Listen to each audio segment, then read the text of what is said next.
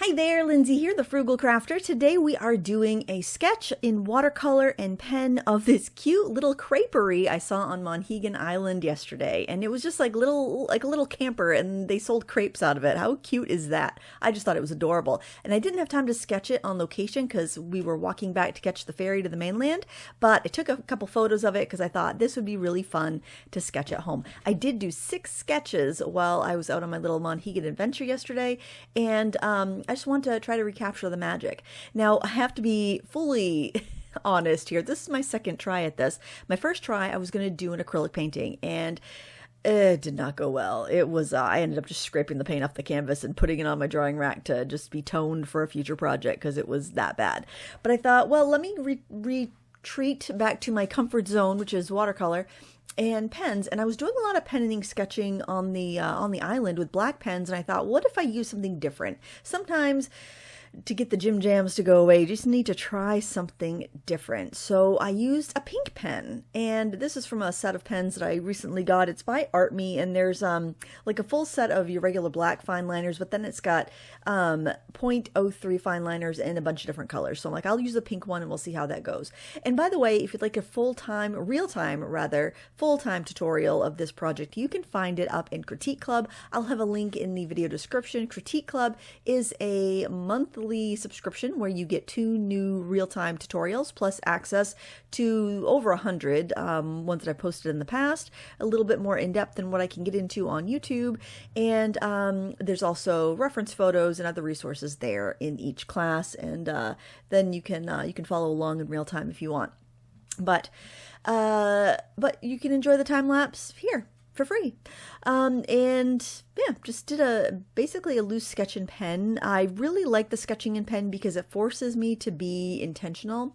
Now, I have noticed a couple errors. Like, for one, that awning should be sticking out more to the left. It should be sticking on beyond that little white hood of there's like a little drink area there. So my drawing isn't perfectly accurate. It's more accurate than what I started with on the acrylic painting that is no longer with us. But yeah, it's, I don't know, I find that I don't hem and haw so much if I just go right in with a permanent pen. You could also do this with a pen that's got water-soluble ink in it if you want the lines to kind of smoosh around, but I really didn't want that. I had a kind of a difficult time just coming up with the inspiration and being happy with how it was coming out. I was very frustrated with this piece, and I was very frustrated with the other piece. It was kind of a frustrating experience, if I have to be 100% honest, but sometimes you just need to push through, and that's what I did here. I just I did the background first. I let that dry, and then I'm like, all right, let me get a coat of color on everything and then see how I feel, because Angela Fair once told me, never judge a painting with a brush in your hand, and that is very true, because when you're painting, you're in the experience of it, and if it's not going well, it's very frustrating, and it doesn't matter how good the painting's looking. If you're frustrated, you are not going to be feeling good about what you're doing here. Just like when you're painting on location, and no matter what you're painting, it might be absolute garbage, you're enjoying being there. You're enjoying being in the weather. You're enjoying experiencing the sights. You wouldn't paint it if you didn't like what you were looking at, right? So you're enjoying that, and you're being very present. So it doesn't matter if the painting looks good at all, because you're getting enough out of the experience. But I find when you're painting back home at the studio, if the painting isn't coming out the way you want it to, then it can just kind of tint the whole experience with a gloomy attitude. And I had a kind of a gloomy attitude, which was a bummer, because this is such a cute little picture. And in my mind's eye, the painting that I was going to create was just going to be so whimsical and adorable and storybookish. And that's why I was going for the using acrylic paint or gouache or something like that. I thought with an opaque medium, it would be just ideal, but it didn't turn out that way. So I thought I'd go with my tried and true. So here I'm using a white paint pen. It's basically an acrylic marker to bring a little bit of order to the chaos, to get those little window panes in.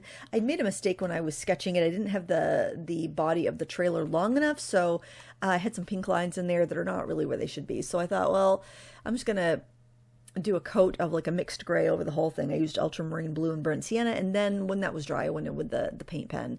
And that's why I love mixed media, because you can really pull things back from the edge. You can pull it back from the brink when you got the mixed media. And I certainly did. I certainly took a lot of liberties with the mixed media, and it helped it. It really helped it. I was able to salvage it, and I didn't know if I was going to be able to. And I think sometimes we put pressure on ourselves that we need to create something. I know I definitely do that because I do art lessons for a living, so I need to be able to produce at a certain volume.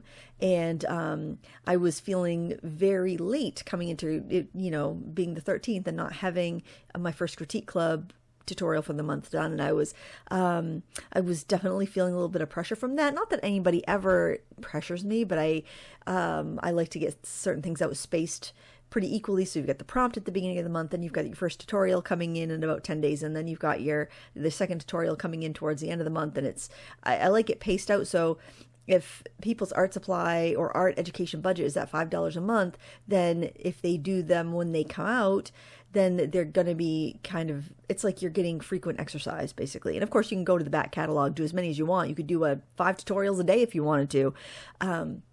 But having the new stuff come out at regular intervals, I feel it just kind of keeps you in a good habit of practice.